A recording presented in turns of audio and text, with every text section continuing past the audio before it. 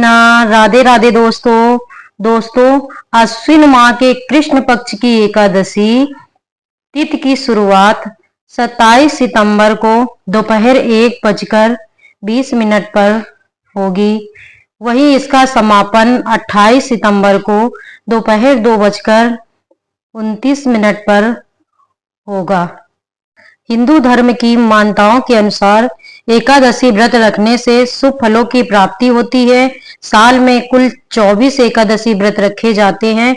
अश्विन मास में इंदिरा एकादशी व्रत किया जाता है। इस दिन भगवान श्री हरि की विधि विधान से पूजा अर्चना की जाती है। अश्विन मास के कृष्ण पक्ष की एकादशी को इंदिरा एकादशी व्रत किया जाता है। इस साल इंदिरा एकादशी 28 सितंबर 2024 शनिवार को है। इंदिरा एकादशी पर सिद्ध योग का शुभ संयोग बन रहा है। ये दोनों ही योग शुभ कार्यों के लिए बहुत ही उत्तम हैं। इन योग में किए गए कार्यों में सफलता प्राप्त होगी। इंदिरा एकादशी पर भगवान विष्णु की पूजा बड़े विधि विधान से करना चाहिए। सिद्ध व साध्य योग एकादशी के दिन सिद्ध योग रात 11:21 तक रहेगा। इसके बाद साध्य योग प्रारंभ होगा। सूर्योदय के बाद किया जाता है पारण। हिंदू धर्म ग्रंथों के अनुसार एकादशी व्रत के समापन को व्रत पारण कहा जाता है, जिसका बहुत ही विशेष महत्व होता है।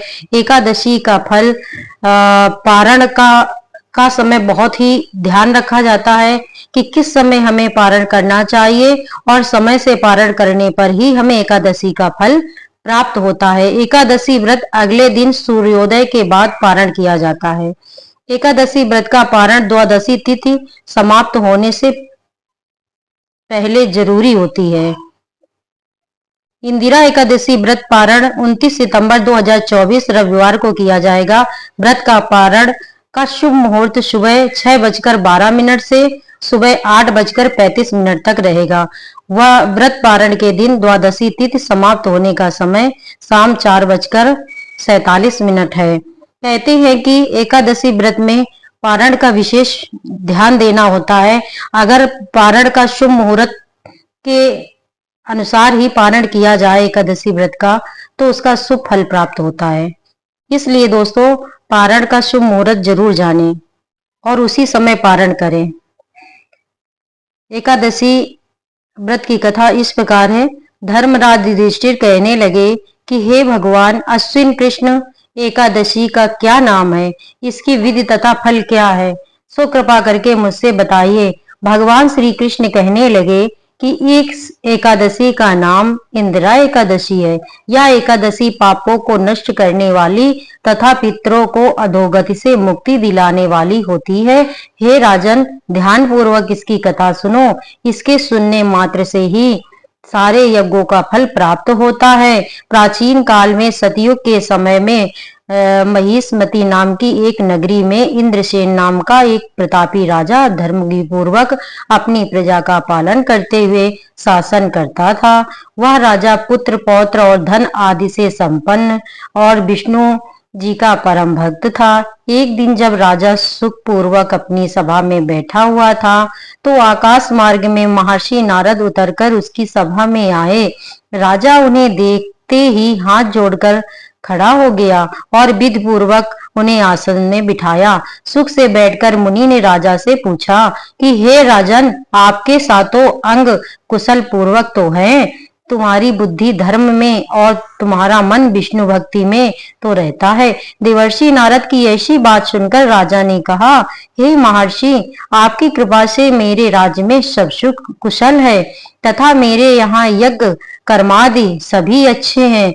आप कृपा करके अपने आगमन का कारण बताइए। तब महर्षि नारद कहने लगे कि हे राजन, आप आश्चर्य देने वाले मेरे वचनों को सुनो। मैं एक समय ब्रह्मलोक से यमलोक को हो गया। वहां श्रद्धा पूर्वक यमराज से पूजित होकर मैंने धर्मशील और धर्मवान धर्मराज की प्रशंसा की। उसी यमराज की सभा में महान ज्ञानी और धर्मात्मा तुम्हारे पिता को एकादशी का व्रत भंग होने के कारण देखा। उन्होंने संदेशा दिया, सो मैं तुम्हें कहता हूँ।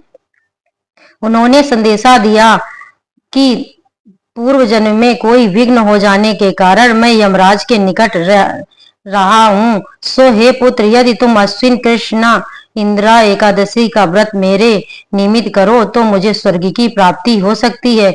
इतना सुन राजा कहने लगा, हे नारद जी, आप इस व्रत की विधि मुझसे बताइए। नारद जी कहने लगे, अश्विन माह की कृष्ण पक्ष की दशमी के दिन प्रातः काल श्राद्ध पूर्वक स्नान से निवृत्त होकर पुनः दोपहर को नदी आदि में जाकर स्नान करें, फिर श्रद्धा पूर्वक पितरों का श्राद्ध करें और एक बार भोजन करें। प्रातः काल होने पर एकादशी के दिन दतुन आदि करके स्नान करें, फिर व्रत के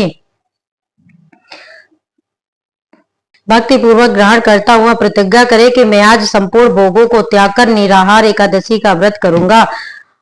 हे पुंडरीकाक्ष, मैं आपकी शरण में हूँ, आप मेरी रक्षा कीजिए। इस प्रकार नियम पूर्वक शालिग्राम की मूर्ति के आगे विधि पूर्वक श्राद्ध करके योग ब्राह्मणों को फलाहार का भोजन कराएं और दक्षिणा दे। पितरों के श्राद्ध से जो बच जाए उसको गौ को खिला दे। रात में भगवान के निकट जागरण करे। इसके बाद द्वादशी के दिन प्रातः काल होने पर भगवान का पूजन करके ब्राह्मणों को भोजन कराए और भाई बंधुओं, स्त्री और पुत्र सहित आप भी मौन होकर भोजन करें।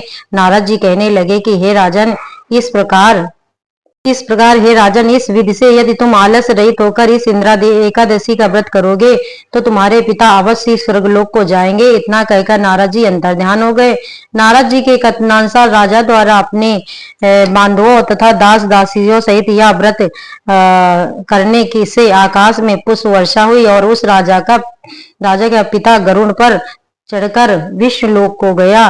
राजा इंद्रसेन भी एकादशी के व्रत के प्रभाव से निष्कंटक राज्य करके अंत में अपने पुत्र को सिंहासन पर बैठाकर स्वर्गलोक को गया। हे युधिष्ठिर, यह इंदिरा एकादशी के व्रत का महत्व मैंने तुमसे कहा। इसके पढ़ने और सुनने से मनुष्य सब पापों से छूट जाता है और सब प्रकार के भोगों को भोगकर वैकुंठ को प्राप्त होता है। बोलिए शालिग्राम भगवान की जय।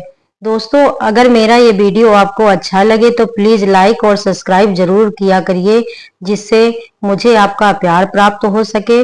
धन्यवाद दोस्तों।